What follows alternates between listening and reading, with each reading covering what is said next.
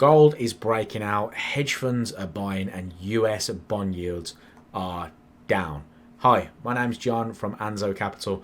I'm going to break down the key gold levels to watch going into this trading week. So I'm on a gold chart. This is Monday's price action so far. We can see actually in the Asia session price rallied to the upside.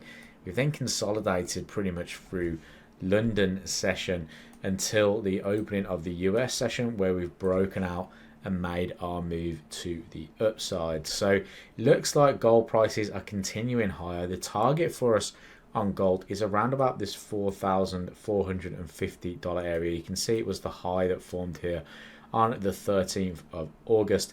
And I really like the idea that price is going to continue to break to the upside. But I want to break down the macro first. I want to break down the why of why I think this is happening.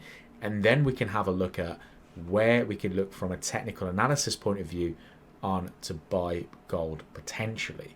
So going back into the charts here and having a little look at what has been happening. Now, one of the big drivers is the US dollar. And if I look at the currency strength meter, it shows me here that the US dollar is one of the weakest currencies right now. If I scroll down to our historical strength meter here, we can see that US dollar is trading towards the low. It's been getting weaker for some time. And the reason is because of the macro data. If we take a look at tradingeconomics.com and we scroll down and have a little look at the key factors, we can look at GDP growth rate has been coming in lower. It was previously 2.1%, now 1.5%, previously 2.7% on the annual, now 2.1%. If we look at the non-farm payrolls, that came in at minus 23,000 jobs. Very unexpected move, considering the forecasts were in the high 80s. Then we look at the inflation rate month on month. Inflation rate has come down from 3.5% to 3.4%, and inflation rate month on month did climb to 0.1%. But we are heading lower. The trend for inflation has been lower. So the market has been expecting a potential inflation to decrease. Then on top of that, we had more data. When we look at the information that we had last week, inflation rate month on month and core inflation rate in particular fell, right? So we saw it come in around about those expectations or a little bit lower. Now, the one key driver of this was the PPI data as well. PPI data a little bit slept on, but it's something that traders need to be aware of because this is the type of inflation that's a little bit more forward looking. And if we look at that, PPI month on month came in at 0% versus forecasts of 0.2%. Core PPI, right? That came in at 0.2% versus the forecast of 0.3%. So a deviation away from the normal. Even if we look at labour market statistics, the initial jobless claims came in 209,000 versus the forecast at 202,000. That's more people claiming employment benefits. Then the real shock came. When we look at retail sales, we saw it at minus 0.6% versus the forecast of 0.1%. Retail sales year on year down 1% in total, expected to come out at 6%. So all the macro data is pointing to a US dollar that is weakening, or at least a Federal Reserve that might struggle to hike interest rates. Just to back this up, if we go to the CME Fed Watch tool, this is what bond traders are pricing in.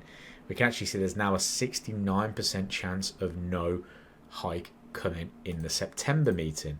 If we look at a month ago on the 17th of July, there was at least a 60% chance of a rate hike. That has completely flipped the narrative.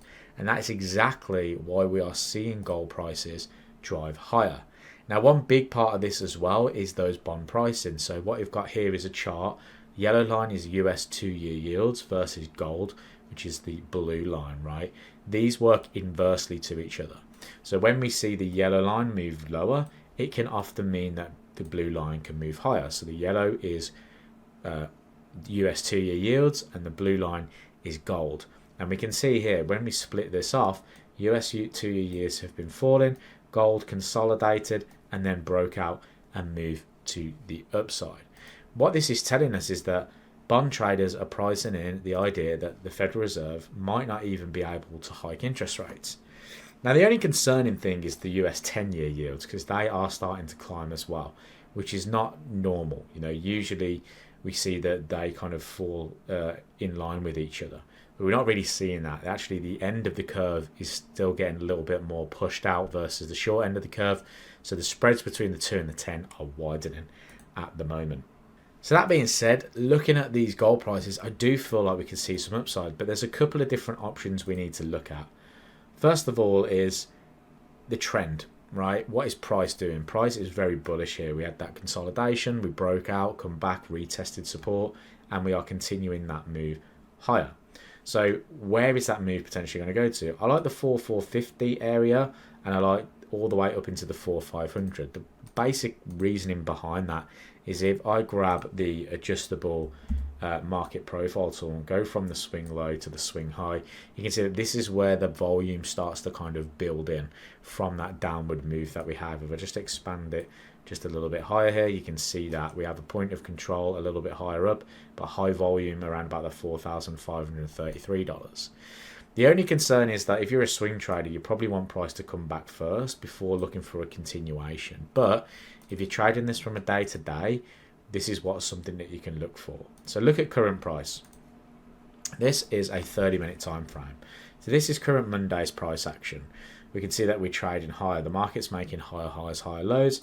We've consolidated, we've broken higher. So something that I like to look for is a move back towards value, which then could offer potential support. So I'm looking for price to potentially come back into this 4,400 area, or at least down to 4,395, where we have that kind of point of control, where we could expect maybe buyers to step back in.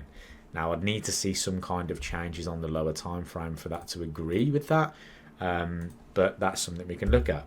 If we look at Friday's price action, where we saw gold kind of turn back to this kind of like bullish ways, and we have a look at the market profile, we can see that price came into this low volume area here and has found support, pushed higher.